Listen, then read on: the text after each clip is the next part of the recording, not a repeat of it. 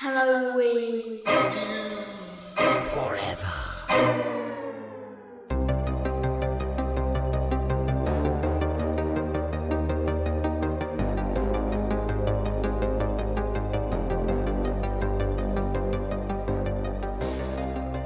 You know what's sick? Have you guys ever get stoned in a bog before?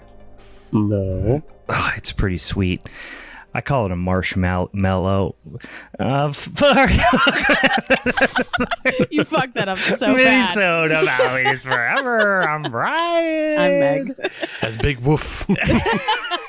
Swing and a miss, boys and ghouls. Swing and a miss from the champ. You know what? How do you feel having the belt in your hands? I don't even care because the champ is here. The champ is in charge. The champ, you know what? You're not the boss of me, bro. I am officially the boss of you. Yo. Until somebody else takes the belt out of my cold, dead hands. Coming For at those you. of you who did not listen to last week's Showdown episode, the belt's back where it's supposed to be, back in the hands of the once and future champ. And for your insolence, I have decided to punish you accordingly. You know, I want to be very clear. Like, yes. Every time I've won, Right. I give you guys fun movies to watch. And every time do you not win- give us fun movies. Would you like to go back through our episodes, Meg? You're the one who I've given you suggested something strange about the Johnsons or whatever. Yeah. All your movies are incest. Yeah. Whatever, you know, Drink you guys your liked it. Bush Apple, Meg, and just Hey, please don't talk shit on Bush Apple. It is so I'm talking fucking good. all the It's shit so on Bush good. Apple. It's not good. You should be ashamed for even saying it. You know what? Next episode, actually, next time we record in person, I am for sure going to bring some Bush Apple Ugh. and make Yeah. you shotgun one with me. I won't. I won't. I will go get myself a fucking Hams like a true American. I am 30 or 40 years old and I do not need this. You don't even know. I am somewhere between the ages of 30 and 40 years old, and I will not be taking part in this. You will, and you will like it, and you will not say no. Our creatures from the deep. I'm envisioning that you performing some sort of approach similar to the monster in this movie that we're going to talk about, Maybe. where you infuse me with Bush Apple. Probably. You know what? Actually, I'm gonna do is the next time I win, which will probably be next month, is I'm just gonna make you guys drink that beer. That's the punishment. That'll The be my punishments revenge. start to become physical. I mean, we've already established And that it's- I am a fucking very sadistic, At some point, you're cutting our fingers off with tin snips. It's only a matter of time. going definitely hostile. Well, when that happens, it happens. But for right now, you boys in charge. You boys dealing out punishments here. I took Steve's topic, which was, of course, creatures from the deep, and I just freaking volleyed it right back at you guys, and just took it home in our 1 year anniversary episode. And because of both of your ongoing consistent insolence, I have decided to pick a little flick which some of you may be familiar of, maybe not. A little flick from I believe 73? Was that Nine. accurate? I thought 79? Yeah, it was 79, It yeah. seems like it's from 63, but it's actually from 79. Yeah. And it is called The Bog, or actually just Bog. There is no It's just bog. it's just with bog. quotation marks for some fucking reason. It is. Oh, but it what even a ended gem. in quote or like even question marks. So this whole Yeah. thing is just a bunch of punctuation. Yeah. That's this entire movie. Yeah, they definitely stole the blob. Because the blob is of course famous for the little question. The little question mark at the end, and this definitely ripped that off. But it ain't that good, and it don't have a Steve McQueen in it. It's This got a bunch movie- of geriatric fucks who Yeah. suck at acting. This movie really is like an amalgamation of like the worst parts of a lot of other films. Yeah, Like yeah. it takes the worst parts of that and the worst parts of the giant spider invasion, and it just like pushes them all together and then removes the monster. And then when the monster comes, boy howdy, is it worth the wait? It's far less horrifying than the old people sex. You know, I'm like a short, tiny person over here, and I probably could have beat the fuck out of that fucking monster. Yeah, I mean, it was just a guy in a rubber suit that really resembled like a dinosaur sock puppet with like crayfish claws. We'll get into it, guys. Come on, no spoilers here.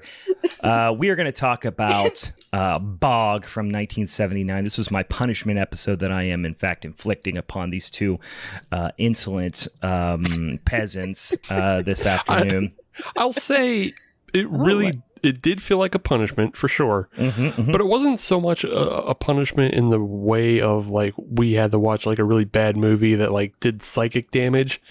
This movie is just so boring. It felt like you sent us to the penalty box. Yeah. But it does have a couple of really good lines that made it worth it. Oh yeah, which we'll get into here in a few moments. It is mildly entertaining. This is definitely a movie, though, you watch on the old iPad and you hit that old fast forward 10 seconds thing quite a few times. The entire movie, though. They do this a number of times. Listen, wait, we'll get into it, guys. We're getting ahead of ourselves. We got other things to discuss. We just want to get it done and over with. I know. No, you need to sit in it. Sit in your dirty pee pants and deal with it. I'm still sitting in my pee pants. So let me remind you that if you do want to help us to choose our Showdown episodes in the future, or you just want to get some spooky ooky news and silly stuff about the show and just dumb spooky ooky posts on the interwebs, go follow us on social medias. It's at Halloween is Forever on Instagram, Halloween is Forever podcast on Facebook, at Hallow Forever on Twitter, Halloween is Forever pod on the TikTokies, and Halloween is Forever pod at gmail.com on them social media, or I'm sorry, on them Gmailies if you want to send us one of them old-fashioned emails. But we are still pursuing 10,000 followers on the Instagrams. So we're getting closer. Hit us up, follow us. All right. And as always, if you do give us a little review on one of your podcatcher apps, like your Apple Podcasts or your Spotify's, go ahead and give us a 5-star, whatever the maximum number of stars is. Send us a little bit of review. Yeah. And if you don't give us the maximum amount of stars, I'm going to fight you. Physically fight you.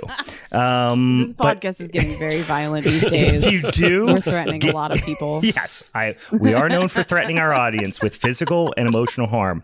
I will do that, Brian. That's like pretty much. That's also true. We have a very toxic relationship where Meg threatens to weaponize media, poison us, beat us, do terrible things, mutilate our bodies. But if you review us on one of those outlets, screenshot it, send us to the DMs, and I'll send you some fucking stickers, you bums. Come on. Stop being assholes about it. I think we need more gifts, like koozies or something. Koozies? Ooh, koozies is actually a good idea. I didn't think about that. I do like a koozie. I do like a koozie. Who likes koozies? Tell us if you like koozies. How you feel about koozies? I'm a koozie guy. Koozie guy from way back. All right. Also, a couple other reminders. If you have been listening to recent episodes, you will already know this, and I'm sure I've already made arrangements. And if you have not, again, buck the fuck up. Get your situation sorted. On June the 25th, which is a Saturday, coming up pretty darn soon, in the year of our Lord 2022, we are doing our first ever live show at Hop Farm Brewing Company in beautiful Pittsburgh, Pennsylvania, where we are going to do a release party of a pretty sweet beer that Meg brewed with a bunch of other rad female brewers in the greater Pittsburgh, Western Pennsylvania area. It's called May Queen. It's got a bunch of kind of cool special ingredients, as well as themed around Midsommar, the movie, the Ari Aster flick. So we're going to talk about that movie. Come going to show a couple clips. We're going to taste some stupid jokes. We're going to play some games. We're going to drink some beers. We're probably going to smoke drugs. So come on down there. Come high, please. Come on down there. Come stoned as fuck. Show up. If you're taking mushrooms, just bring extra for me. Thank you. Yes. Psychedelics. We'll huff paint in the parking lot.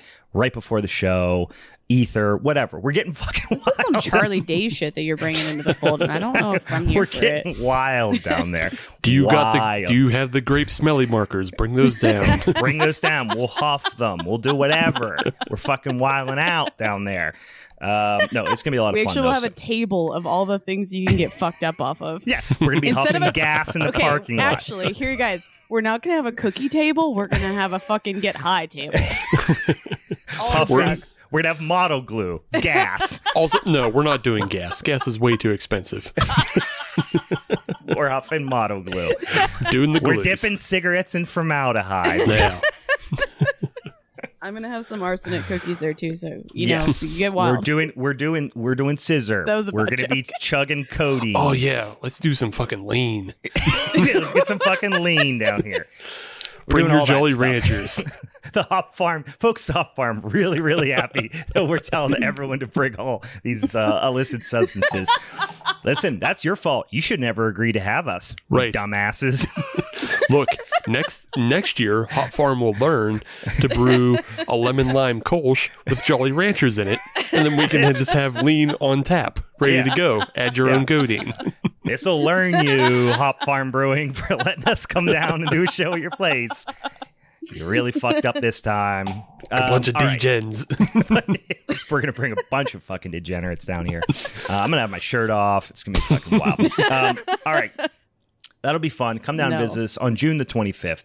Also, guys, we have another kind of super special surprising kind of thing we have planned here in the coming weeks. So you're gonna have to keep an eye on the podcatcher because this is going to be coming real darn soon. If you recall, several weeks ago, we did an episode on the recently released flick on Shudder called The Sadness. You guys remember that? Remember when we talked about The Sadness?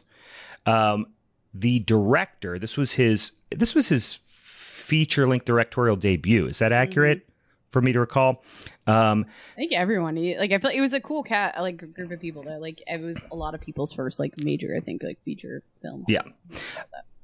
Directed by a gentleman named Rob Jabaz, which if I'm saying that wrong, I will probably. Jay is silent. Is it? No, I don't understand. Anyway, guys, he's going to come on the show. Believe it or not, the director of The Sadness, which is all the rage in the horror circles right now. People are very excited about this film. It's a fucking trip if you have not watched it yet. We loved it. Yeah, he's agreed to come on the show as a guest, which is pretty sick. I believe from Taiwan is where he lives, so that's going to be awesome. In the next, one of these upcoming minisodes, we're going to have him on. It's going to be fucking rad. So tune in for that. We're very, very excited. And then we have actually a couple other folks that have agreed to be guests on the show too, which is going to be sick. So we're going to have some fun guests. And as we spiral towards the spooky season, shit's just gonna get fucking wet and wild and wacky out here. So keep tuning in because it's gonna be big spooky season for Halloween is Forever crew. So keep it up. All right. Do you have beers? We got spears. I have a couple beers. Yeah. What do you guys got? I got something to this fucking movie sucks, so I had to go. So extra. I went for a beer that fucking sucks. Well, it doesn't suck, but it definitely goes extra. Mm-hmm. It's a Flying Dog. Okay. Their Super Hook, which is a high octane fruit punch sour. What the fuck? Sounds gross. Was it in a clear bottle? Is that what I saw? Yep. It's in a clear bottle? That is fucking hilarious. Yep. Weird. Is it good? It is 10% Tahitian treat. Jesus. Christ on a cracker. Man, you're getting real red. You're going to get real red real fast. Hell yeah. Is it good? What's in it? What fruit? What's the... Fruit punch, Brian. Fruit punch. Oh, it's red flavored. Yeah, I said gotcha. It's 10% Tahitian treat. Oh, I didn't know what that meant. I thought there was specific flavors, but no, it's just red flavored. Gotcha. Yeah, it's red flavored, but 10%. Make you go zoom. It's fucking shitty blast off booze. I had a really big mouthful of beer and you said that. I almost spit it on my computer. 10% make it go zoom. Yeah, that sounds awful. Godspeed to you. It sounds fucking disgusting. It's great for right now. It's great for what it's doing to my brain right now. He's definitely medicating at this Yeah. point. In future, though, I would just... I should have just bought a Steel Reserve. Like, why? I was gonna say, why just get a fucking blue Raz Steel Reserve. It's No, but if you do that fraction though, of the you price. have to for sure just tape it to your hand and make sure it's a 40 ounce. Like, actually, that would be a great episode if we played Edward 40 hands on the show. Man. I felt like I was doing that yesterday. We had some wholesaler friends in town, and we just got after it yesterday. And these couple beers here today, this afternoon, are just getting me to a place of normality, I think. Nice. We know those days. I'm too old for this shit. It's the Murdaugh hangover. Yeah. What do you got, Meg? So my life's a shit show today. I went to a baby shower and there was a bar within eyesight, and I felt for a while there that I'm like, I don't know if you're supposed to drink at baby showers, but then I decided that yes is the answer, actually. I was like, is this a bad idea? Yes. Am I going to do it? Yeah. So I was like, what's the classy drink to have here? And I had a mimosa, and then I just went to wine. So I left there having a nice little wine buzz, and it was good like that. And I felt saucy. So when I stopped, to get beer, I was like, I have beer here that's like good. And then I decided that I didn't want to do that today. Yeah. So I bought fucking Trulies. Ooh, yeah. Fucking drink it. It's like the it says dive into flavor. It's like their pool pack, and I don't have a pool nearby, but you're diving into a pool of your own alcoholism. At least you didn't get Bush. If you would have, on the way home from getting drunk at a baby shower, stopped and bought Bush Apple, that would have been I'm tough telling pill you though to swallow. that I almost bought it. I saw it. I was like, you can't. Pretty find sure it that you also often. have to buy Black and Milds if you do that. Yeah. Like if you're already buzzed and walk into a place and buy Bush Red Apple, you have to buy Black and Milds with that and too. Grizz long cut. Yeah. Put a big fucking chaw of it in while you're at it. What the fuck? Jesus Christ. So basically, what I'm saying is that I'm drinking for effect this afternoon. It does seem to be that. Best of luck, seriously, today. We're gonna have some fun. Yeah, Brian can't This hold one's it. like- Brian this can't one's hold like- us down with bad movies. We'll just get lit instead and teach him a lesson. Sweet. Yeah, no, I was in the process of cracking this here Von Trapp Pilsner. If you guys have had Von Trapp, they are pretty fantastic. Haven't. I think Ben had them when he recorded, and I was just like, "Yo, bro, do you got an extra?" And he said, he "No." did. Yeah. Yeah, he brought them all to drink for himself. He did. Yep. No sharing. I grabbed the little variety pack when I was out east this week and drank myself a Vienna Lager, and now I'm moving on to the Beau Pills, which is also pretty yummy. They're not super fresh. That was my only complaint is the variety pack. There's no packed on date, so you don't know until you crack open the variety pack how old the beers are. You know what? They're still in code. Here's a solution. Yeah. Get tape or glue and just have it on you all the time. Just Open crack it up into it. in the store. Yeah. And be like, "Yo, bro," and then you tape it up and no one knows. Yeah. Nobody. How are they gonna know? That's true. Or I could just steal it. And then who cares? I didn't spend any money on it. Anyway, but it's still good, but it's not super fresh. But again, it's not the beer's fault. It's the fact that it is all approaching its code date and was stored warm. But in any case, not too bad. Pretty tasty still. They make fantastic beers in general. So, okie dokie. Anything else we need to get into this motherfucking movie? Is that the next step here? Nope. Oh, what do we got to do? It's time to spin the wheel. Oh, fuck. Spin I always that forget. wheel. All right, so heading into year 2, I loaded the wheel. We had taken a lot of things off the wheel as we went through the year, but I've reloaded a lot of those things back on because especially ones that didn't win. And then some of the other ones I reloaded are like things we did, but like they're not, they're easily repeatable, like haunted houses. We can do haunted houses again. Oh, totally. But we're not going to do Hellraiser again. No, true. Yes, we're done. Good We're done point. with Hellraiser. Are you sure? You don't want to go round 2 on Hellraiser? I'm not saying those movies can't show up again. Through, guys. Yeah. I'm not saying those movies can't show up again on somewhere else, but I think we're not going to do another Hellraiser. We're probably not going to do Friday the 13th, but I think those are all on the table for other categories. Sure.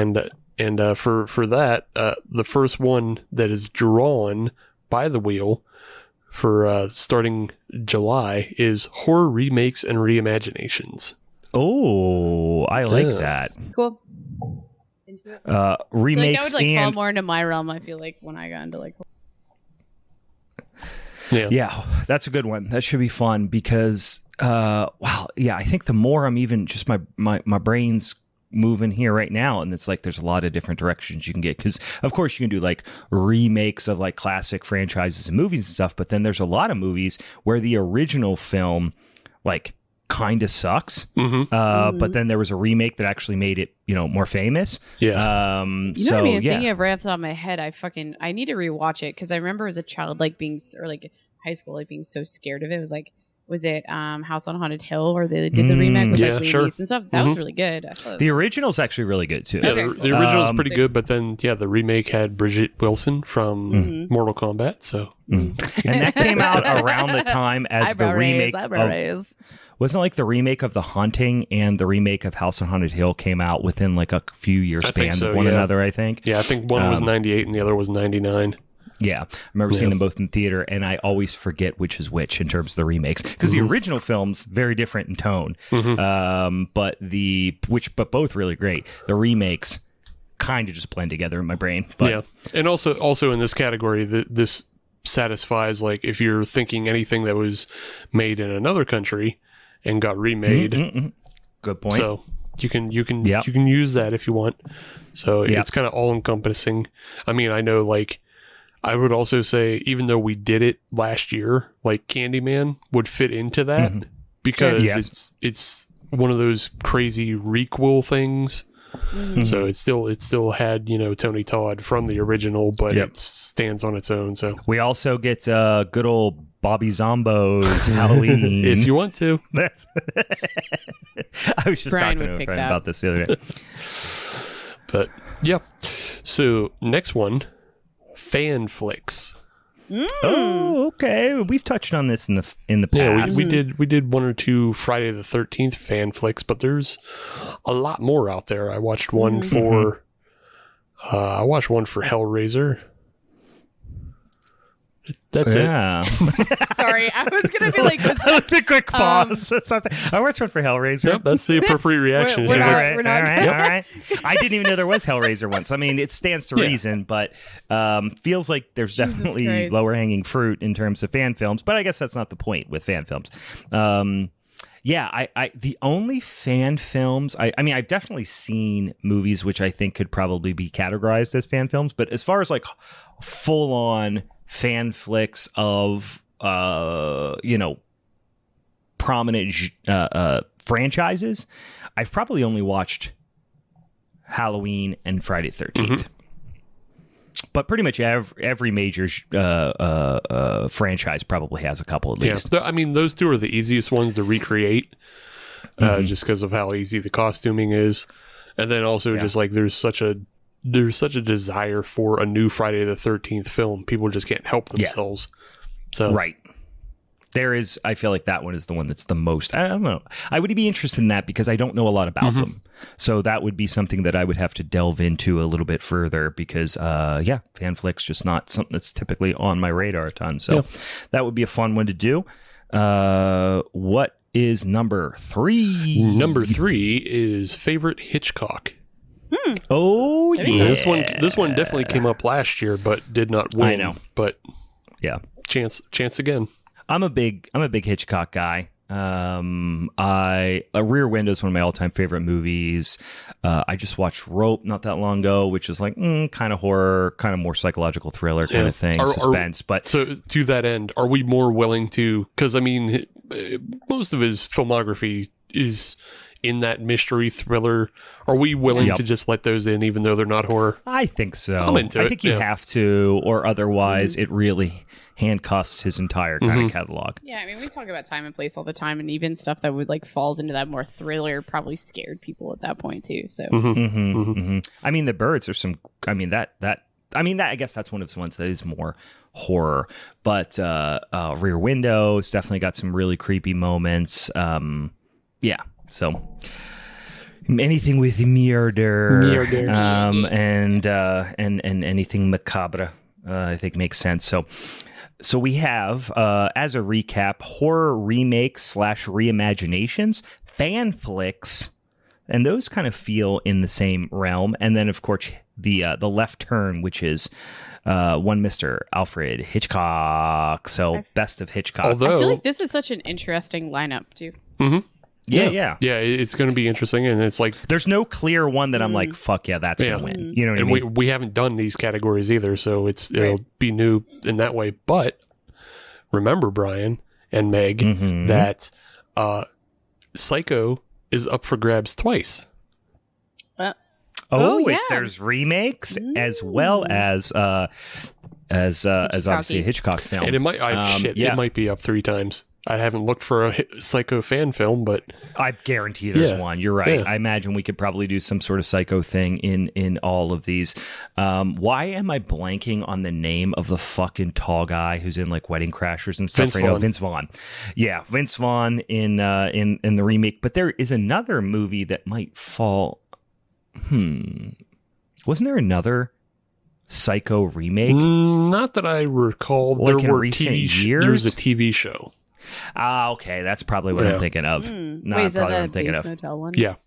Yeah, Bates Motel. Thank you. Which I've never watched. I've watched but many some, people have said like it's creepy. good. Yeah, it's creepy. Yeah, I've heard it's good. But yes, that is definitely what I was thinking of, is Bates Motel. So, all right. Once again, horror remakes / reimaginations, fan flicks, or best of Hitchcock. So in the coming days here, after this episode is released, usually we do it about Wednesday, Thursday, somewhere in there. We will set it out on Instagram stories and on Twitter to help vote for which one you want to see us do for our Showdown episode in the month of July. We may also, because of the holiday, potentially, I don't know what day of the week it falls on, but let's see, Monday the 4th. 4th of July is a Monday, so we'll probably still have one come out that day, right? If we record early. Let's get patriotic. Yeah, we just might need to get on top of it. I know. We'll do Uncle Sam or something like that. Is that a remake? I don't think it is. In any case, that will be a fun July topic. Now, stop delaying. Stop fucking trying to hold me up, you guys. Sorry. You're trying to stall. No, I don't want to stall talking about this shitty fucking You're trying movie. to stall because you don't want to face the reality that is 1979's Bog. Go ahead and tell us. Tell us all about it, Brian. That's all I want to hear. I will. I fucking will. Listen to me.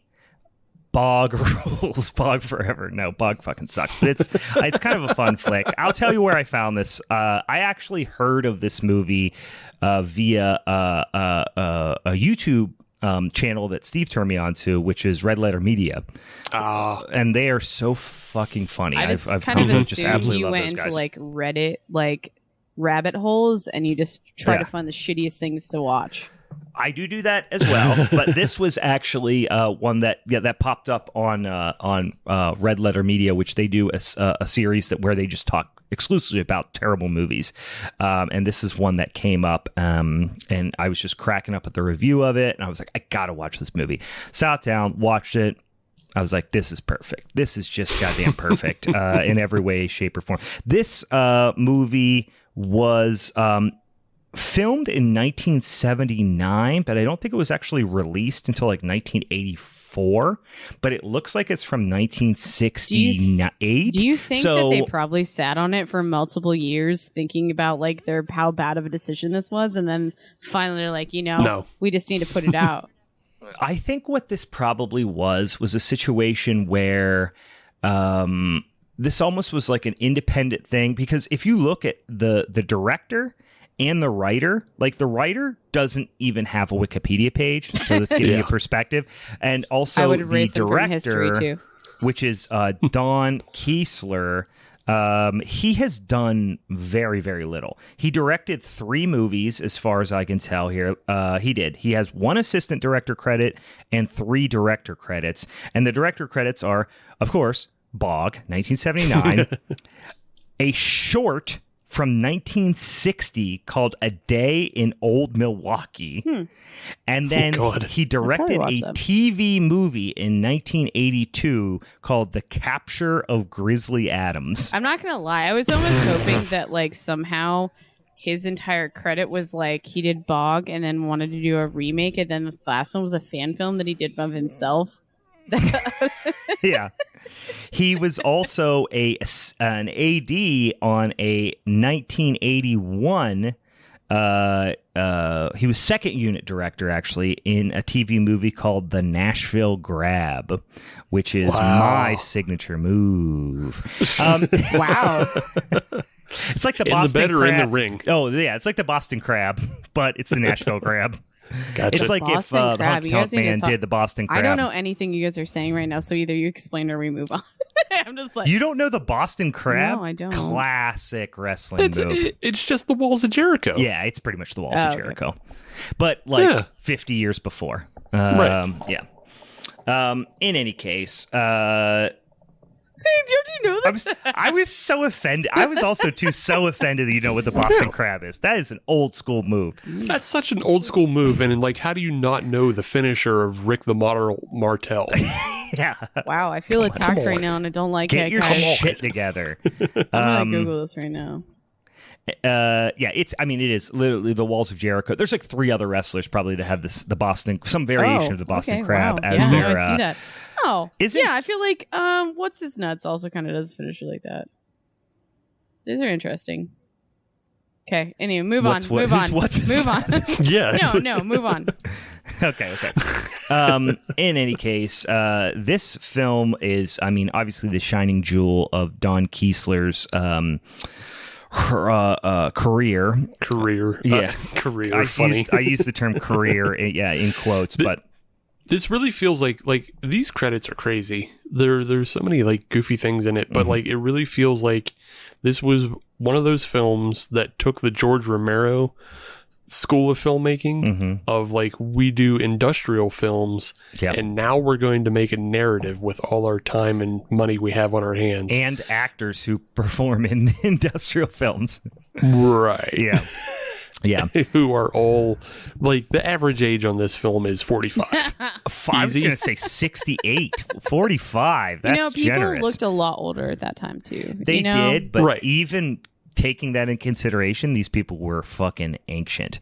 Listen, I'm not trying to be ageist here. These were a lot of Depression era people. The Crypt Creeper was waiting outside for everyone to die. This was old, yes. There were a lot of oldies in this one. We're not going to go through the plot of this movie very deeply, but I do. Like, I really don't like. Well, it's we like can make there's one no up plot, but also simultaneously too much plot. It's a fucking very, very strange movie. I'll give you the high level synopsis here. Actually, you know what? I'll let IMDb do it for you here. Good call. Yeah, just because it really sums up the movie pretty well. When I read it, I was like, yeah, that's pretty much what happened. Dynamite fishing in a rural swamp revives a prehistoric gill monster that must have the blood of human females in order to survive. Kinda, but also 100% yes. Like, I mean, that tells you the story. You don't need to know anything else. It's not entirely accurate, but you definitely don't need to know anything else. All those things happen, but also a whole lot of nothing happens along with it. And also, it's not the blood they're after. I mean, it is, but now you're confusing the feeding with the reproduction, which is two separate things and two separate discussions in the movie. But also, it doesn't fucking matter. So basically, what it comes down to is like there's some dickhead fishing with dynamite, and he wakes up this prehistoric creature that's at the bottom of the I'm pretty sure that's what he said lake. before he threw it. He was like, dynamite. Yeah. I thought he had a joint at first, too. I thought he was just smoking some weed and like fishing. It's kind of hoping that there's a very 70s aesthetic to this. We should also say, if you're going to watch this movie, the audio quality is atrocious, and it's maybe only surpassed by the just absolutely terrible visual quality. And even acting. Like, you can add acting to that, too. Yeah, and acting. Absolutely. This is a genuinely goddamn horrible movie.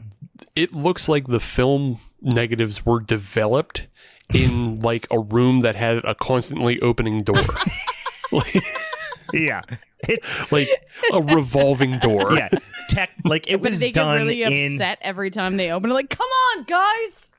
Yeah. Do my movie. They developed this in the blue light special aisle at Kmart. Just fluorescent lights blaring down on it. Yes, it is really, really just technically horrible.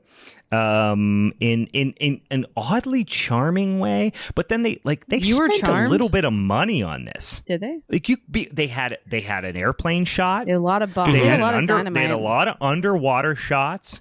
They had underwater explosions. My point is, compared to something like, now this is much older, obviously, but compared to something like Suburban Sasquatch, that the whole thing could have conceivably been made for like $3,500. This.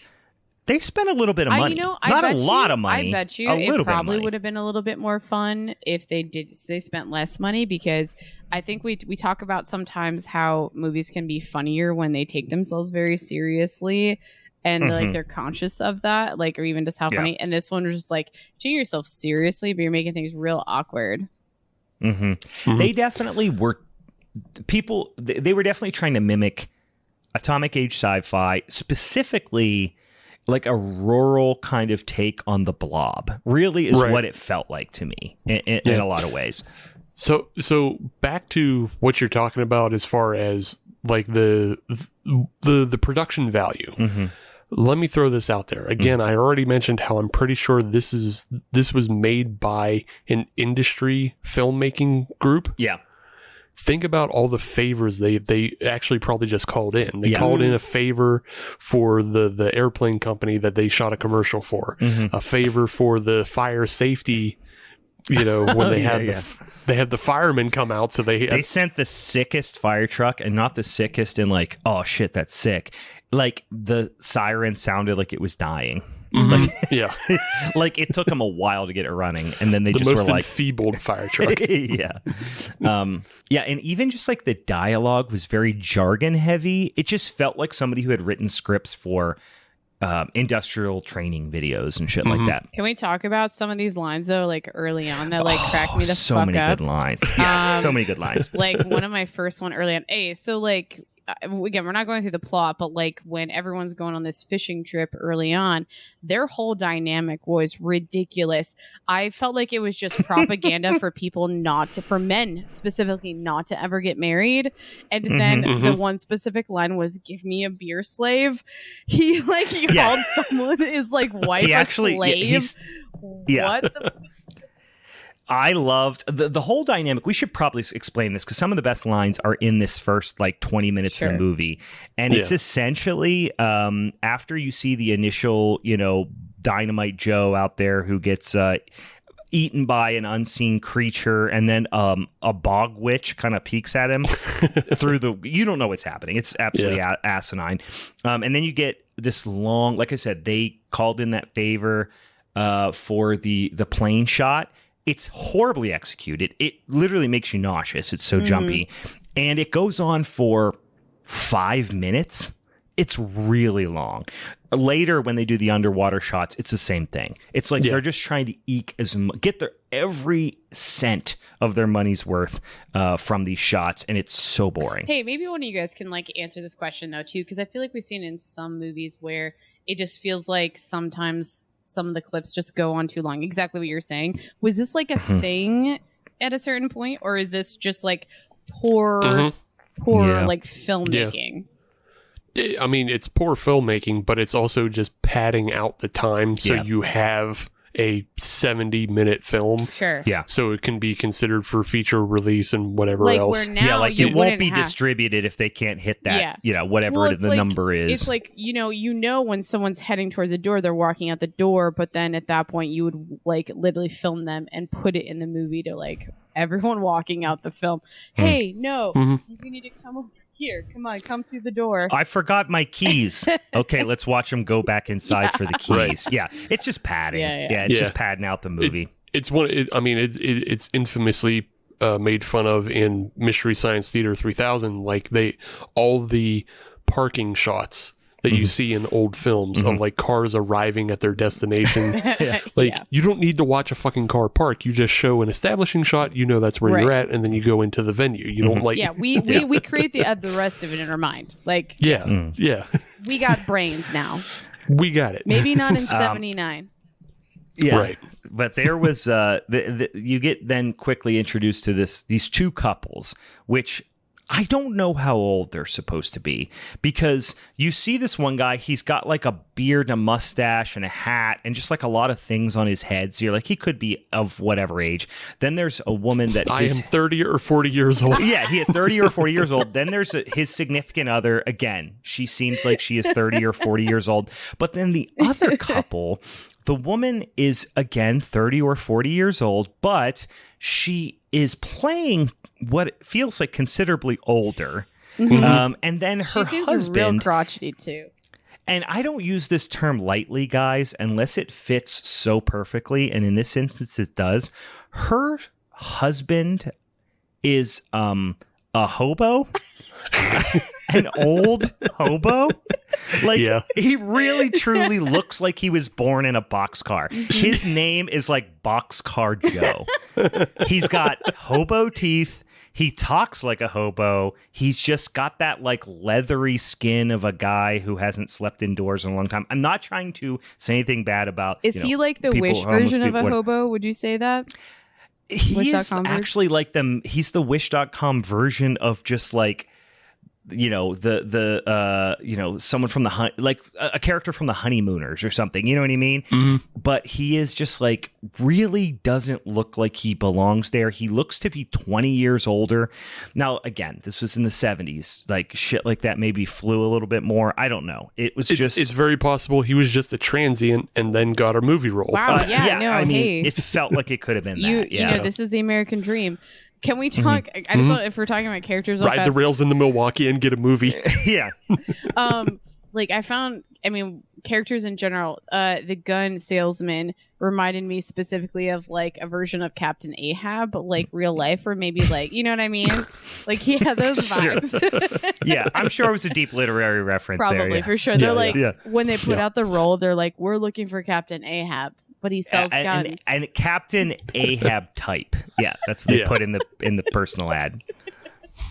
Or the classified, not the personal ad. Maybe they did put out a personal ad, but it could probably... It was an M for M on Craigslist.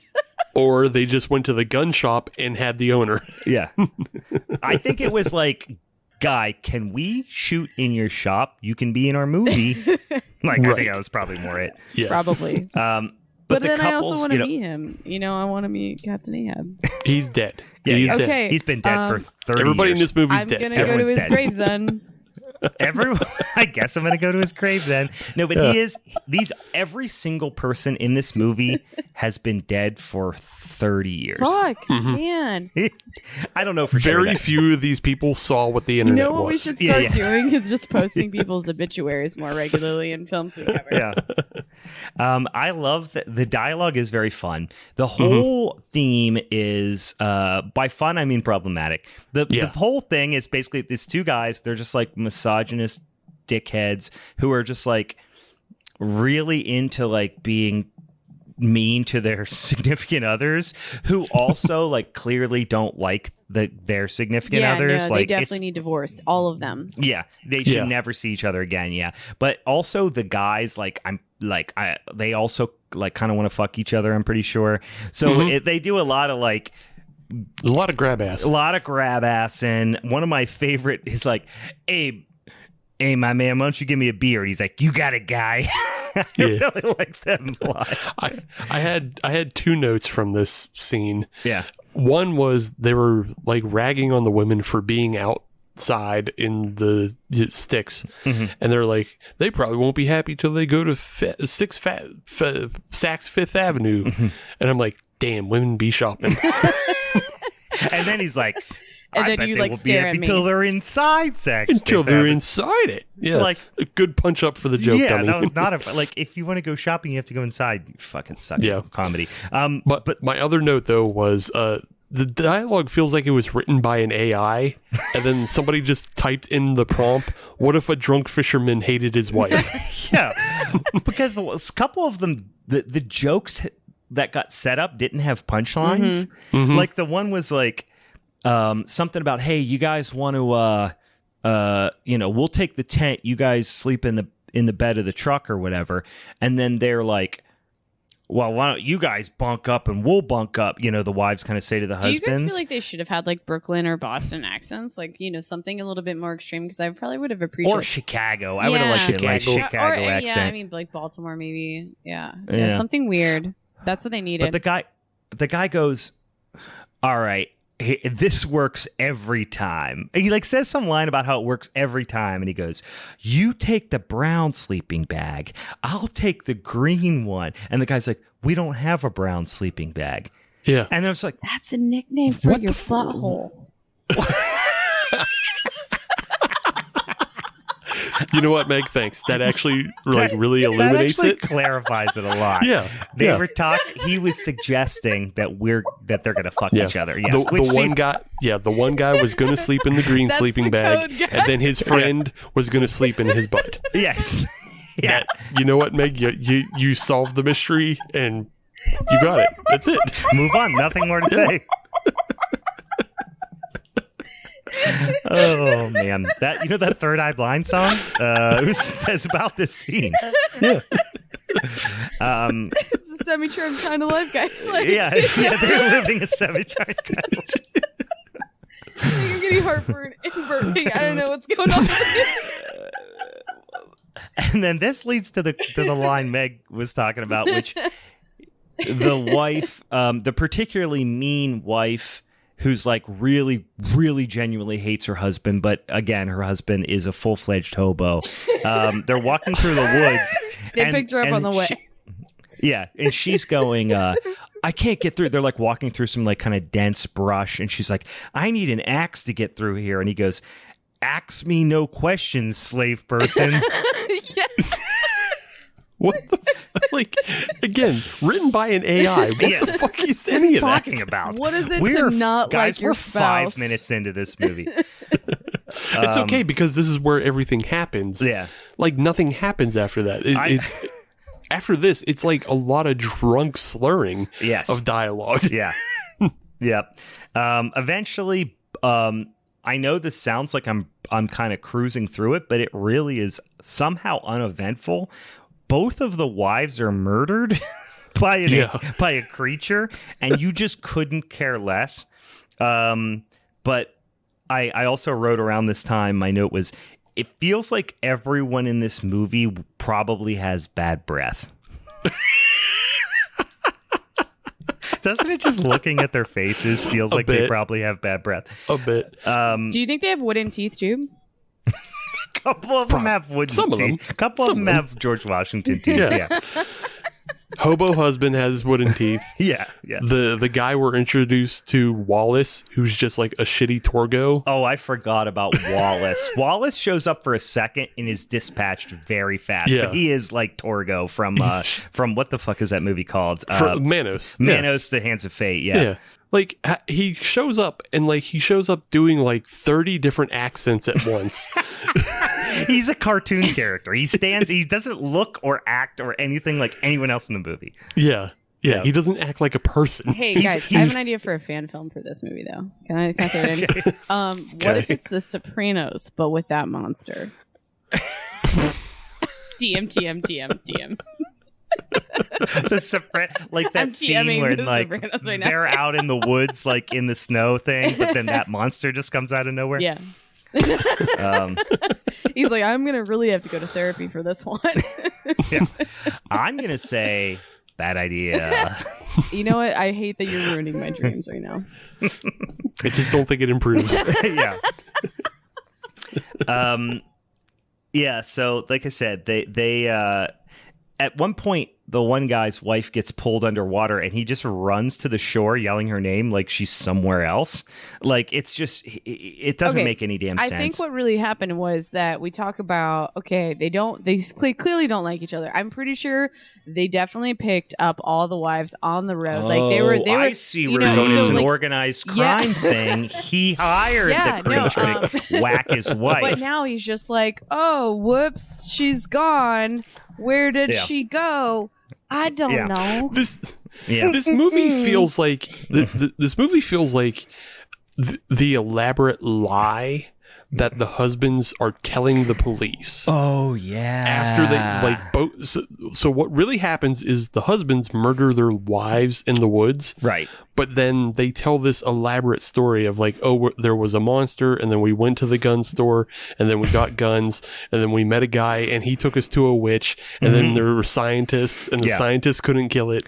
And it's like what a bunch of like people who've been on like a 6-month meth binge are trying to explain away the fact that they murdered their wives. Yeah. Right. Gotcha. No, this is very serious stuff, but I feel like it's a good PSA for like how to, kill your spouse appropriately. Oh, I was going to say a PSA for meth, but no, PSA for how to do a better job of murdering your spouse. Yeah. Guys, I'm fucked up, remember. Well, they also talk about how the wives are dead, but then they find them and they're not really injured. So it's this whole thing about how like their blood has just been removed. But they just keep holding their heads underwater. Yeah. Yeah. Yeah, not drowned, but they do specify that their blood has been removed. And then you get one of the greatest lines in cinematic history, which I will post on the Instagram. This movie, we should say, and forgive me, Lord Tubi, I did not mention at the top of the show, this is streaming for free in our sacred text, Tubi.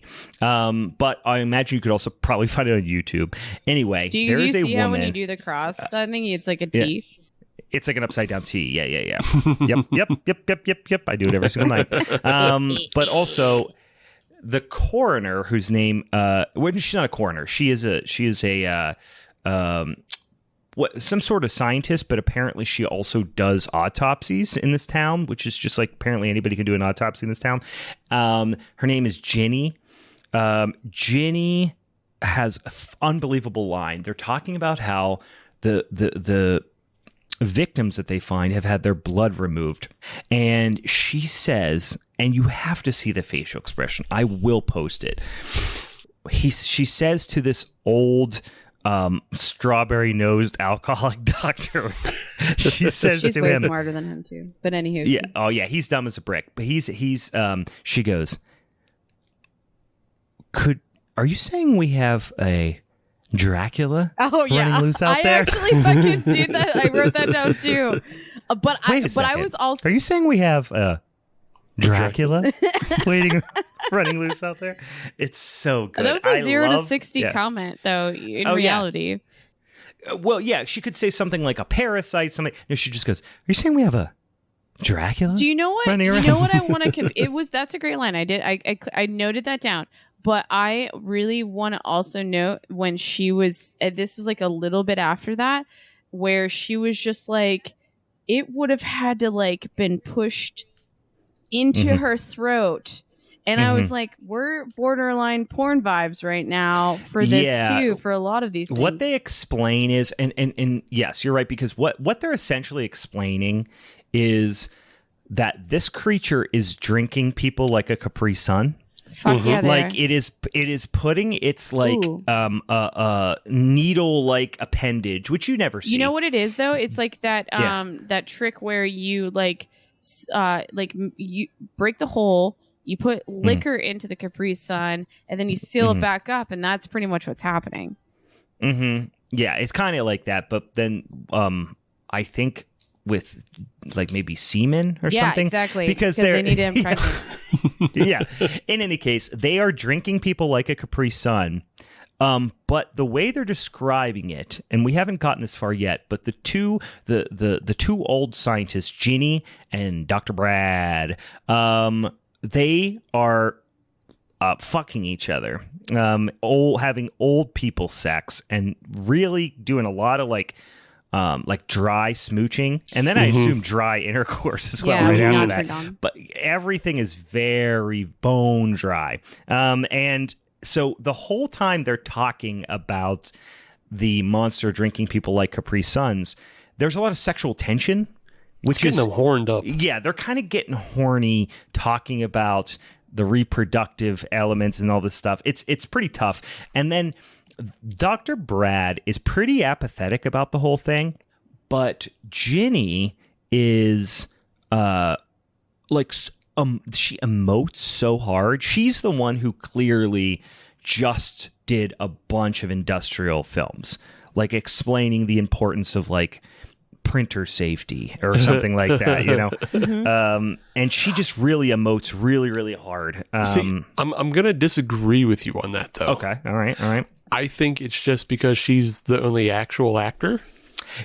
Yeah, but she's so like she overacts everything, and maybe it's a stage actor thing, but she's just like she's putting too much inflection on every single thing she says. She got her start in like the 30s and 40s. Yeah. So that's like when they first just got sound. Yeah, the talkies just started. So she just found her voice, like, you think? Is that what it is? Yeah. So she's wasn't not really talking up used until that to. point?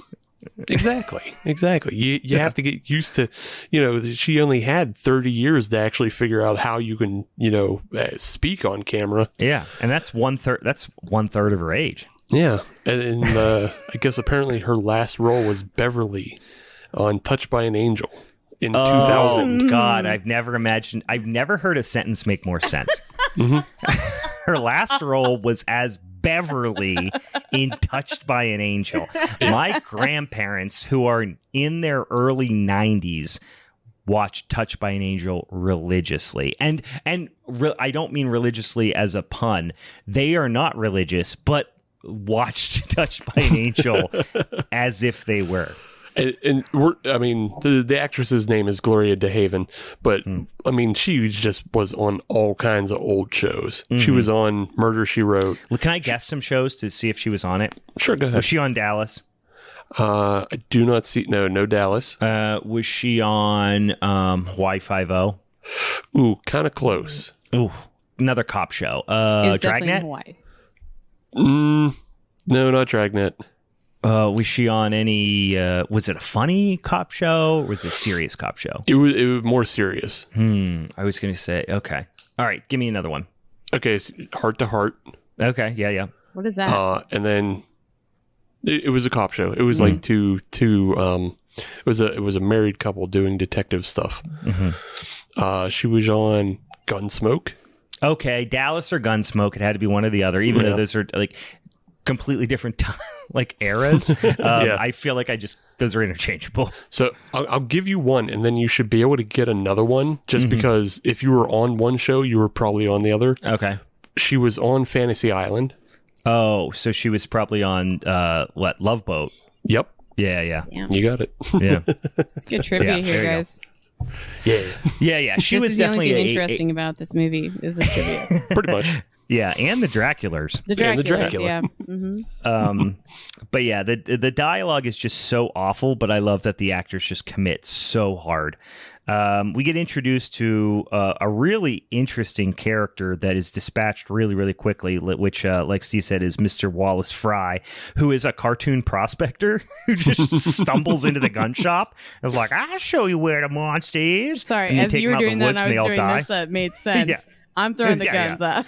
Yeah. He's that guy for sure.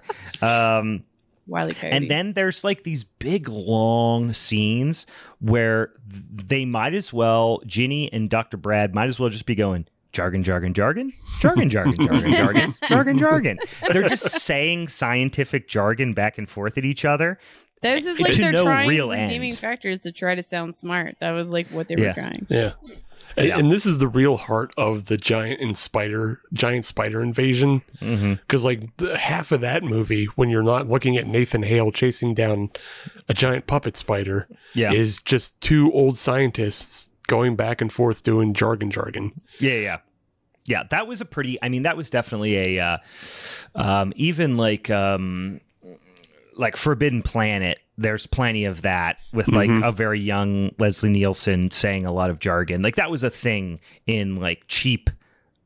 Listen, and I love Forbidden Planet, but in like a lot of sci-fi, mid-century atomic age sci-fi, there was always a lot of jargon. But yeah, I couldn't help but think Old Wallace was basically like a Monty Python character that he just stumbled onto the wrong set. It was very strange. There is one scene that I thought was kind of creepy. Now, the Bog Witch, the audio quality was so bad during the time where they went to like talk to the Bog Witch that it actually made it kind of creepy in a found footagey type of way. Honestly, I feel like every time they went to the Bog Witch, I felt like those might have been my favorite scenes because they were slow, but I felt like they were creepy and good, and like I don't know, I could see it, like people even taking notes from, I don't know, it was neat. I don't know. I was real big too, so it was like really hitting me in a good spot in my brain. But I don't know. I don't like saying nice things about this movie though. I know, yeah. You don't want to listen when I say. I mean, it's still awful, but like compared to everything else, I'm an optimist, and I try to find things to enjoy about everything. You're glass half full. You're glass half full type of gal. We know that about you. Yeah. That's how I think about Meg. As she puts blowing her brains out symbol up to her head. I love that. I really do like that the two guys who clearly have murdered their wives so they can live a life together in the woods, when they talk to people about their wives, they never say their names. They're always like, what happened to our wives? I'm coming in we are here to see our wives. Like they don't know their names. Right. It's so fucking weird and unnatural. Yeah, they're not using slave or a very generic term. They're like, who did I fucking marry? Yeah. The goal is that they could go home with anyone that night and it would still be the same person. Yeah. Oh, also around this time when I was watching the movie, it occurred to me that there is no bog. It's a lake.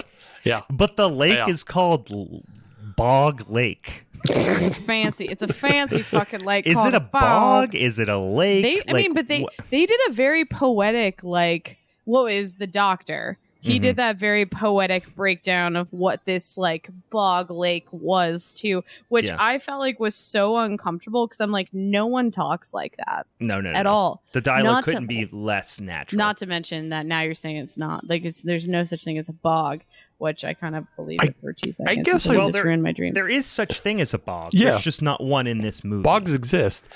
What is a but bog, I guess then? I don't know what a bog bog is. Like is. another word for a swamp, I think. Okay, that makes sense because the Boggy Creek monster. Yeah. Yeah. There is such thing as a bog. I don't know what the difference between a bog and a swamp is, but this appears to be a lake that has perhaps some bog-like elements to it. I don't know. Bogs are north of the Mason-Dixon.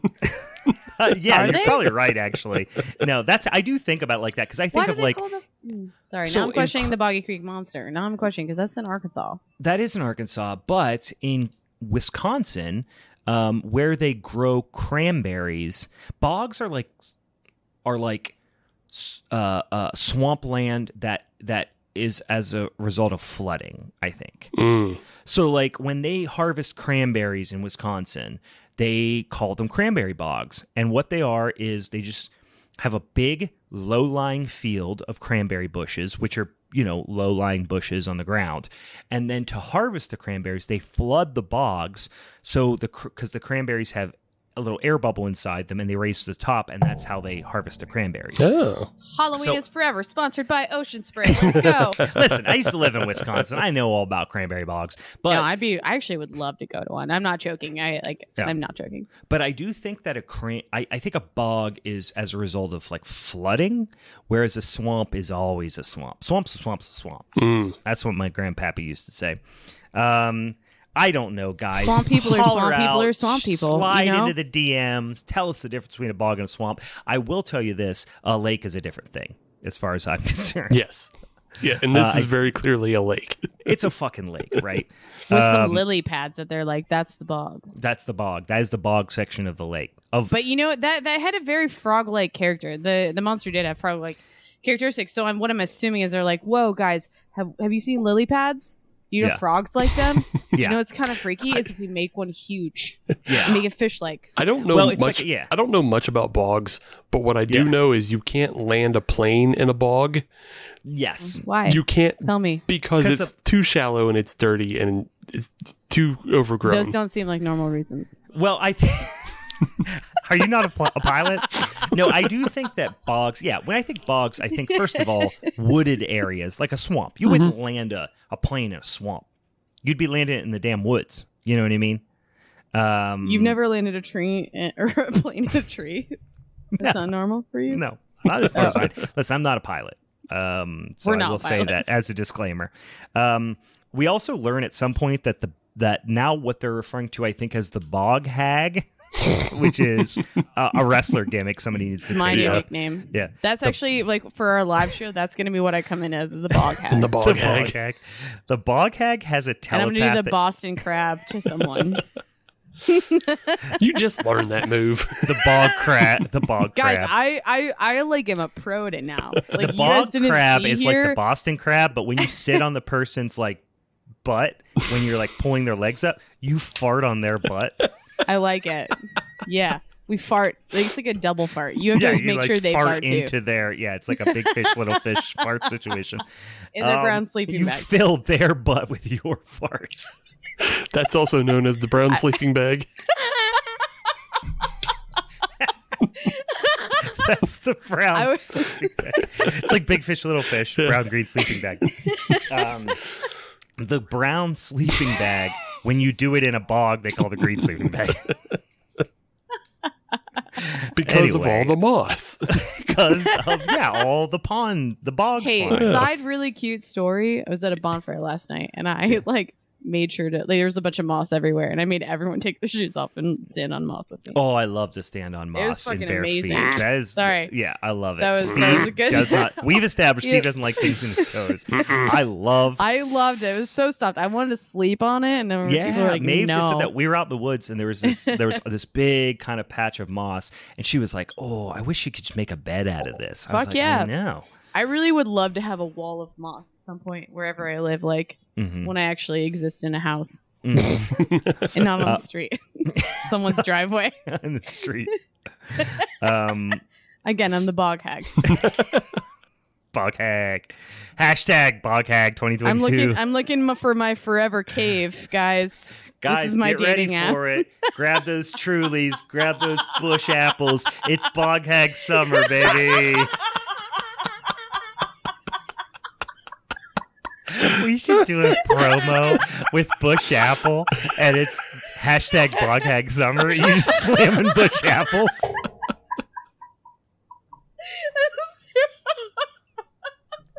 I'm way too here for this. Instead of the Truly pool pack, it's the Bush Apple bog pack. Bog hag summer. The bush bog pack. That is Bush bog pack. bush bog pack. I just walking around with a bunch of moss all over my head, Somebody buy Meg a ghillie suit. Yeah. Well, I'm imagining old Greg from the Mighty Yes, Boosh. yes. Someone even just posted that clip, and I was reminded that I need to rewatch that entire fucking show because I fucking love it. So good. It's so funny. Tell me you love me. I'm old Greg. That's again. See, this is all going together for Bog Hag Summer. Is that I'm just trying to get a bunch of people to tell me they love me, trying to find love here, guys. Yeah. Hashtag Bog Hag Summer. All right, but Bog Moving Hag on. has a This is way more telepathic entertaining than this connection movie. to the monster. I think what they have established is that the monster has impregnated the Bog Hag, and she was the one who squeezed out the little eggs. Yeah, that was my question. Is that the implication that she's out there shitting eggs? Yeah, she's out there farting out. She's farting out monster eggs. Is that how that works? Yeah. Oh, okay. And then I think That's the implication. Yeah. I think that also the eggs look like something you'd get out of a quarter vending machine. Yeah. Yeah, They did. Like they have little homies in them. I was almost looking. I was wondering what kind of prizes you get, but it's probably ones that you don't want, because they cost you a lot of money and take up a lot of your life. Yeah, but it looked like somebody's shitty recycle art. Yeah, it did. It looked like it was made of some packaging materials. Yeah. Yeah. Fast forward to Ginny and Dr. Brad. They're going to take their dentures out in '69. Here's where you get some really, really tender and extended smooching scene. Just so much dry, closed mouth kissing that goes on way too long. Couple of really great scenes that they kept in the film, which I'm very happy they did. One was the sheriff, who's a fucking wild card. The sheriff almost falling down the hill. Did you I have notice a comment that? about the sheriff. Yeah. Did you guys notice that the entire movie, the sheriff was always trying to get other people to go out to the bog and check things out? And I'm like, I'm pretty sure this is your job. I'm pretty sure. He's like, oh, yeah, no, but he's making it out to be it's their idea. Well, the only person funny. that's under 80 Super years cute. old in this movie are the cops, are his staff. Yeah. Sure. Yeah. Yeah, they are the ones who are 30 to 40. Right. But everyone, or 30 or 40, everyone else is 30 or 40. 70 or 80. Yeah. That was my favorite part of he keeps trying to get people to go out, and then finally they get these diver hunters who are also 70 or 80. Yeah, I really wish he just kept on being no, you do it. No, you do. No, you. In a normal movie, those diver hunters, they would be Blackwater former Marines. Yeah. And no, it's just two old guys. It's two old guys, and then they have this conversation about how there were supposed to be 3, but they're no, we only need 2. And it's oh, okay. And you're are you sure? I question. I was you look pretty old. I feel I would help you. I know. I would offer a helping grumpier hand. Old. The cast of grumpier old men shows up. I really wanted to grab their hand and walk them to the boat, to make sure they're okay. Yeah, I just wanted to make sure they didn't mess up the days in their medicine, And then they were and then the other funniest scene was where the guy who does all the talking, he seems to be the guy who knows how to do the diving, and he just brought his jabroni buddy along. He's down, he comes up out of the water and he's yelling at the what's this Paula Sand. Neil? Neil. Yeah, Sheriff Neil. He's going, Neil, and then he swallows a little bit of water. He's Neil himself. Neil. And it was clearly real, and they kept it in of the old guy choking on water. It was so funny. He needed someone to be holding his hand, or I could have been under the water just holding him up, with a scuba suit. He needed floaties, floaties. I want to, or one of those kickboards that you do water aerobics with. Yeah. I want to remake this movie and have everybody still be 75, 80, but then include their assisted living nurses. But the nurses they're never addressed. They never have lines. They're just there. They're just there just to make sure they don't fall down. But we trust that things are being taken care of because they're just walking old people out of the lake. They're helping them hold their guns. It's just all of it. They're no, here, hold it back. His dexterity's not great. I gotta cock the hammer back. You gotta move your legs this way a little bit. Right. Yeah. They never speak. They're pushing them in wheelchairs. All of it. But they're never acknowledged. Steve, I really like this. I like a lot of the one of the most entertaining things were all the cops' names. One of them was Corky. I like that a lot. There was another really silly one. Is Corky which is an actual name, or is that always just like a nickname for something else? feels like a nickname, probably, but But for Corky. what? Oh gosh, yeah. What would Corky Charles? be I know a couple. Maybe. I know a couple corks. Corkle? a nickname? Oh, Not Corkle. Corkle. Not Corkle. I just think of Corky Romano. That Yeah. movie. No, So Corky. bad. What would So Corky good and be so bad. short for? I think it's not short for anything. I think it's just more because like Cork is like an Irish name. A county in So Yeah. would county you Cork. would you yeah. tell someone who is like really soft that call him Corky and just like, Mhm. it's like a jab but not it's like a cute jab? Corky does sound like a dog's name. Yeah. Yeah. yeah, like you wouldn't call a human like Sparky. You know what I Right. mean, or something like that. Yeah, Corky would be like what you would call like a kid, and then but what would you call them as an adult? Like that's what I'm Mhm. saying. It goes to like Cork or Corkle. Corkle. You're really trying to make Corkle work. Stop and it's trying to not make gonna work. Corkle work. Corkle sounds like an underwater thing too, so that's why I feel Yeah. like it's more applicable. Corkle Like a snorkel. cockle. No, I was thinking like cockles. You know. Conch shells. Yeah. Maybe Corky is short for conch shell. Yeah. Yeah. Well, now we're Now we're this makes cooking. total sense. Yeah. Now we're cooking with gas. Yeah. I told Corky, you short for guys. Corkenstein. I don't know if I should have had wine midday today, but this is who you get today. This is what's happening. Did you guys make any sense of the fact that they were talking about how the creature is made of 100% cancer cells? No. That was so inconsequential, too. Yeah. Like, it just say it was something that was frozen from the Ice Age and came Yeah, back. first it was like, oh, it's like some sort of like living fossil that has an exoskeleton, and it was talking about how it's like part rock and part animal, and I'm like, oh, okay, so it has like a shell, like it's a mollusk or something like that, you know. Mhm. Are we But trying to then- say that all cancer came from the dinosaurs? Is that kind of what Yes. we're trying to say? Yeah. I think that's the subplot. here. Jurassic Park is going to have some issues. Mhm. It doesn't make any goddamn sense. It didn't need to be there. It made no difference. It was just part of the like jargon spewing portion of the film, and a lot of it really just feels like a bunch of little weird mini monologues. Like the interaction is super unnatural. I had another good favorite line. Can I share it? Yeah. It was the sheriff like coming back and saying, "I think she was on angel dust, if you ask me." Yeah. I was like, "Wow, that." I feel like that was like a real like 0 to 60 comment. Yeah. Like we have no concept that this town has any issues with Well, angel he dust. doesn't and know what apparently now angel it dust does. is. Like, He was doesn't. like, he was like, I think doesn't she's even know been what weed smoking is. that jazz cabbage. You know, like, yeah, I exactly. think she's been popping goofers. It's just what old guys call drugs. Like they don't know what angel Right. dust is. Yeah, they think angel dust is everything. Yeah. See, we don't know it, but that's like a really inside joke that's like a reference to their previous industry film of like the dangers of I don't even angel want to dust. fucking know. Mhm. I was going to say it was a They're like, Remember I was we gonna did say that one?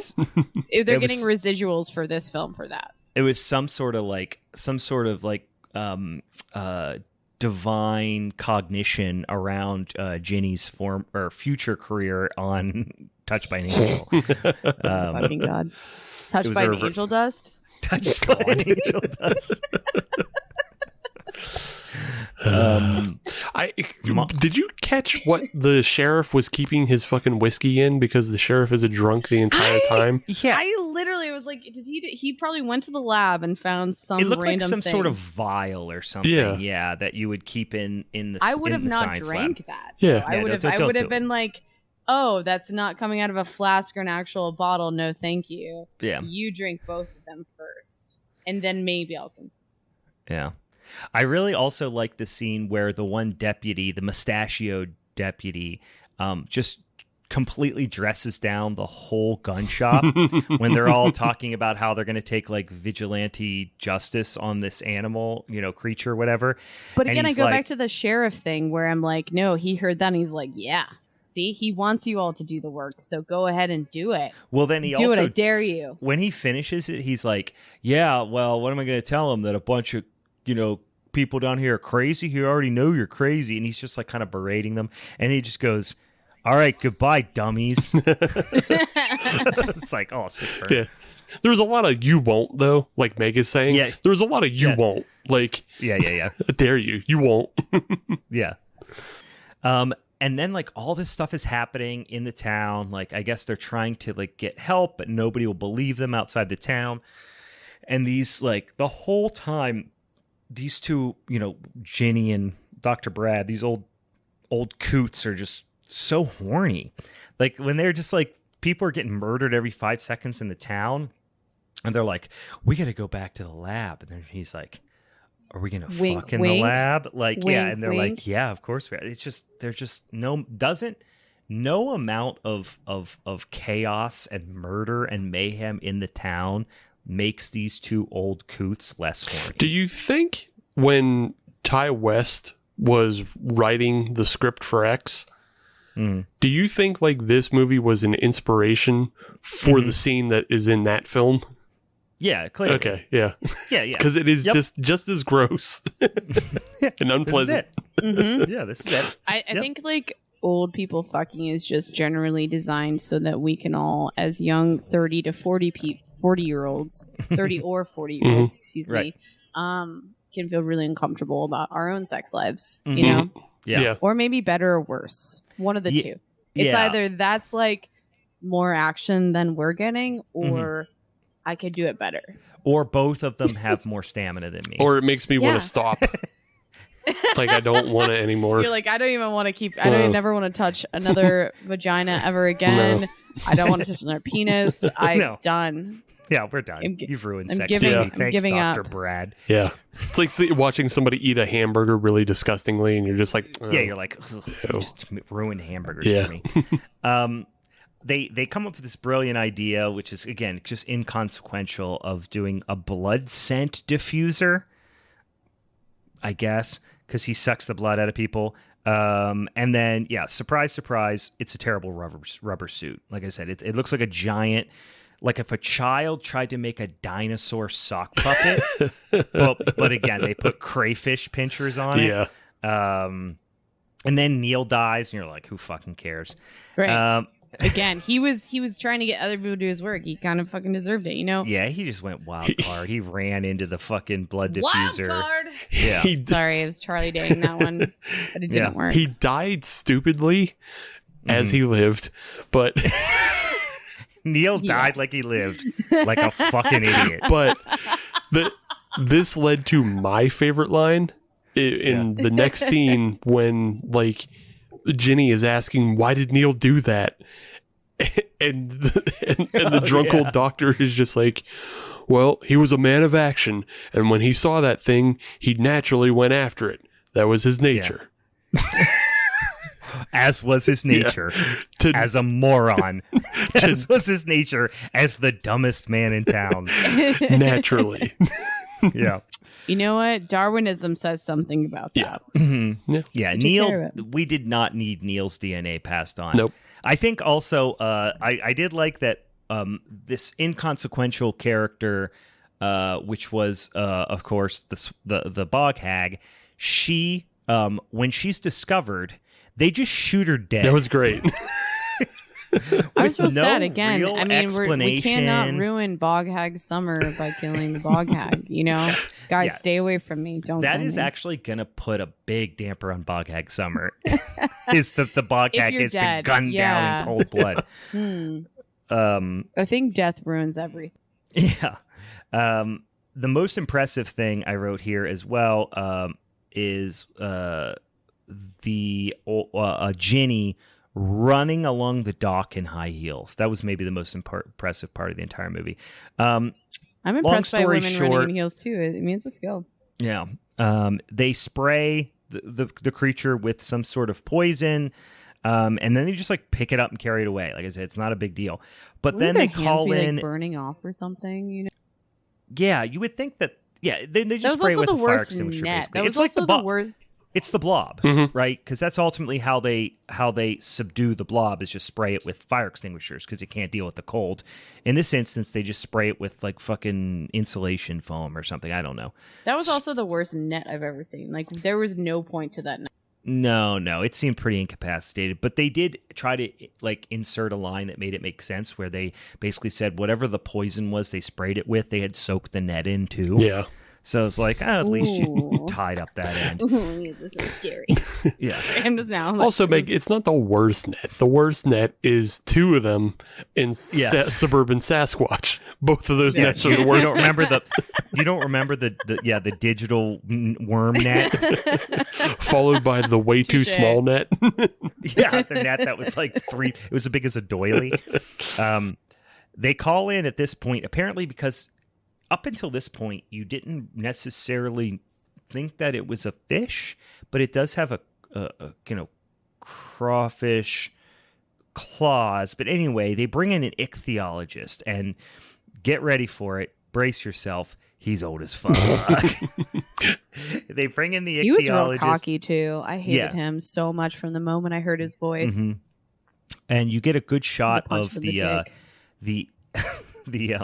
blood. The blood from the creature is like Herbert West serum. It's like glowing green, which then they never really do anything with that blood.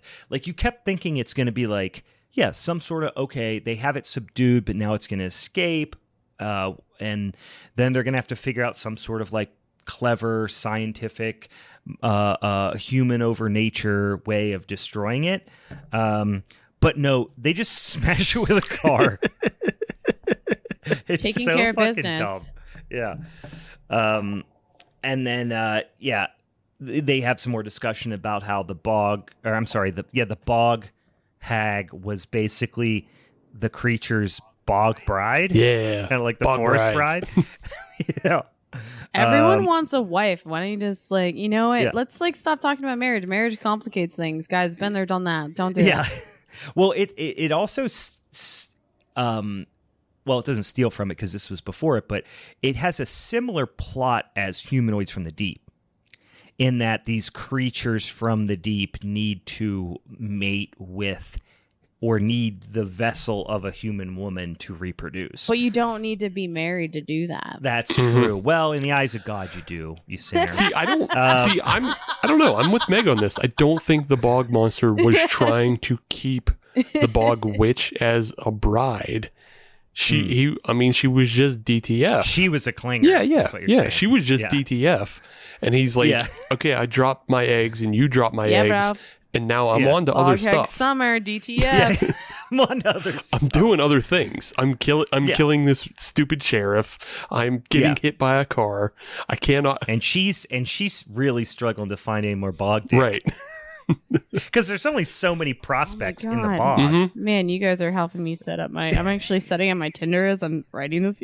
There's just not a lot of available adults in the bog. I'm looking for that bog dick. Bog dick only.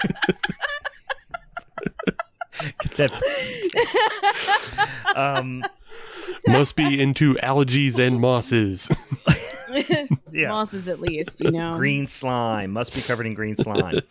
Do you want the things I like to do is have picnics in moss. Is that what you're into? Yeah. We'll eat charcuterie and long swims on the bottom of the bog. Dr. Brad, now we're spiraling towards the finish. Dr. Brad is now the Dr. Loomis of this town. He's just ordering cops around, and they're just, doing whatever he says. They find, the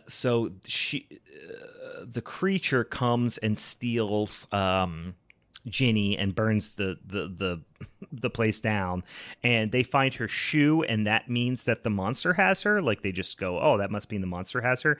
So the monster up until this point has mostly been a silhouette, except for during the time where they spray him down, and they're talking about infusing her, which we talked about, which is a tough proposition. It's basically them, they're worried that she's going to get drank like a Capri Sun. And no, they were worried that she was going to get impregnated next.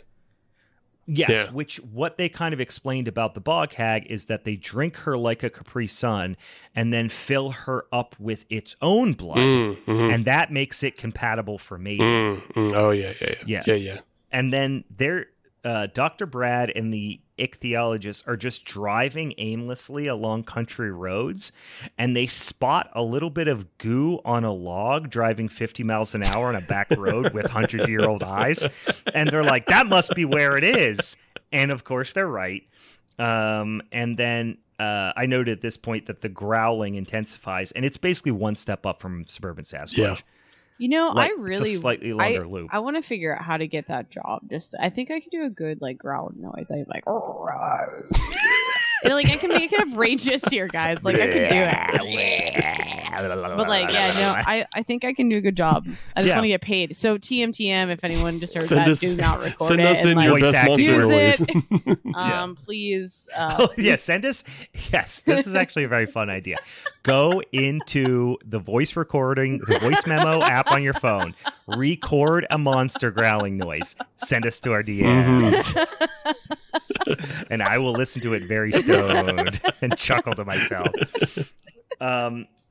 So, yeah, you get this horribly shaky jump cut scene where Dr. Brad is kind of just basically grappling with the monster, and then they crush it with a car. And then there is a voiceover with a grainy shots of the eggs, and it's, the end, question mark. I feel like there's a lot of theme about eggs, though, when it comes to fishy things, because we had the piranha. I even bring it out to alien, and there's always fishy shit. They're kind of alien fishy stuff. Are fish aliens, you guys think? Yeah. Well, because the water is like space. Water is the space of the Earth. Yeah. We talked about it. For we sure. know more about space than we do about the deepest depths of the oceans. That's true. Thank you, Brian. In search of starring one Mr. Leonard Nimoy. Are we done with this stupid fucking movie? Yeah, guys, cherish it. So in ways though, I felt like it had everything. It had horror, it had slime, it had love, it had old people fucking, it had so many things that I wanted to but at the end of the day, I would rather gouge my eyes out and watch that again. It's made me laugh. It made me cry. It made me scared. Were you made crying me horny. because? Oh yeah, definitely horny for sure. Yeah, all at the same time. I was laughing. I was scared. I was horny. Like it just always happened simultaneously for me. It was a whirlwind of emotions. Man, yeah, I'm just amazed how much you can express your emotions. And then Brian threw up on his dick. And then fast forward to me waking up, and I have puked on my dick. He takes out some ribs so he can actually puke on his dick better. Welcome to Sunday morning at my house. Wake up, puke over dick. Why? This show is going off the rails, guys. Bog. Quotation marks. Here. We're here, guys. We've bogged. Question marks. So let's end the show with That's just when question you do. marks. Actually, that should be it. That should be a euphemism for when you do something really gross, like that, during something highly disgusting. You bog. Fuck! I bogged. I really bogged it up. I'm here for that. I'm cool I bogged using it that. up last night. But hey, no. Actually, let's take this back because if we're doing bog hag summer, that's kind of assuming that I'm making a lot of bad decisions all summer. Yeah. And, You're drinking Bush Red Apple. Fine. That's bogging. You're bogging. Bogging. That's bogging. It's like that. What's that old shitty country music? It's like, be stroking. Oh God, that song. But it's what? Be bogging. Is that an Alan Jackson song? No, it's not an Alan Jackson song. I'm gonna go to the Chattahoochee. That's where I'm going. Living that bog life. It's like the watermelon crawl of Western Pennsylvania. Oh, bog life. We'd be bogging. Living that bog life. Guys, that's it. Go watch Bog. It's 100% worth it. You can fast forward through 90% of it. Just make sure you don't miss the Dracula quotes. If you're in the mood for some geriatric necking. That's there. I think got it's a lot like of good things. for me to actually cut you off and jump in and say, hey guys, don't watch the movie. If you love your life, It's I free. mean, just live a bog hag summer. Yep. Tubi has a lot of great stuff on it. Let's Father, Son, Holy Spirit to Tubi. But better movies. I mean, than this one. This is one of those times where I would say, in general, I think you should watch the movies before you listen to the show. Same time. Just run this at the same time as You the just movie. said this at the end of the show, you motherfucker. Yeah, you're going to notice it. You literally just said this at the end of the show. Yeah. Actually, you know what? Better yet, just go on YouTube and watch the episode of Red Letter Media, whatever that episode is where they talk about bog. You get all the best parts of bog in there. Yeah. They get all the best parts of bog in there. But you guys deserve it. You've paid for your insolence. And I think bog has done its bogly duties. Yeah, here. like I said, it was like being sent to the penalty box, and now we're out of the penalty box, and we're gonna scrap. No, I'm gonna go pull. We're gonna fucking drop gloves.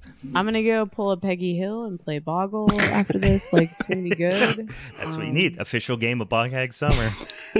Megan's just transforming her life into all things bog. There's so many good puns today. It's so perfect. Yep. I just want to be done talking about this movie and just go live my bog hag summer. I'm just going to start calling you Wade Boggs. I will perpetually have a shirt on where I'm constantly like writing how many beers I've drinking, but it's like for my entire life. But it's not just beers. It's specifically Bush Apple. It's specifically Bush Apple, or actually how many times I've had sex in 1 month or something like that. with a giant blood-sucking Dracula fish. I like to think it's you've done that a lot, dude. It's actually a cumulative of sex and bush red apple and just sleeping in moss. It's just all of it, just guys, all bog but behavior. You will never know which is which. I could also do no. Why? Show needs to be done. Hashtag Bog Hag Summer, you guys. Go check us out on the social medias. As always, we'll post some clips. We'll post some updates of how Bog Hag Summer's going. And keep you guys updated. Also, we're gonna have like professional people on as guests. And we'll get their take on Bog Hag Summer. See how they're living their best Bog Hag life. Yeah. We really have to do it. We have to ask. Oh yeah, I'm gonna just completely make a fool of us in front of professional also, directors just and to remind everyone to also watch us make a fool of ourselves in public, live, recorded, where we can't take anything back or edit a lot out, where people already hear it on June 25th at Hop Farm Brewing Company from 7 to 10 What o'clock. is can we like rescind things live, or do we just have to like just hit people in the head with a brick so they forget what we talk about? No, it's a Men in Black thing. We'll have one of those pens. Yes. I think it is literally just breaking a glass jar that says ether on it, as if we were a 1940s cartoon and hoping for the best. Hey, it's we also just have to poison everyone there, like they just can't leave. Yeah. Pretty much, if we fuck up, we're gonna lock everyone in the room and no one can leave and burn it place down. It's gonna be like Jonestown. Yeah, we're just gonna come and have just corpses. Remember, again, that's why we're sniffing glue. We have the glue sniffing table so people will not remember. Yes, true. We're going to kill our brains before the show. Oh my God. Come check us out, guys. June Bog 25th. Hag Summer Come see it. Come check us out. See what's going on. See how Bog Hag Summer's progressing at that point. Anything else for forgetting? Come check us out on our next episode, or potentially the episode after that, where we have a real life professional director of Sadness on, and we get him weighing in on Bog Hag Summer. Yeah, that's it, guys. For the Halloween's Forever crew, I am Brian. I'm the Bog Hag Queen. What up? Hit me up in the DMs. I'm Steve. I'm Steve. No, he's just Steve. Are you a underwater Dracula? Hit me up. Bog Hag Summer. ASL, you already know the L. Bog. Guys, I'm 30 or 40. Bye.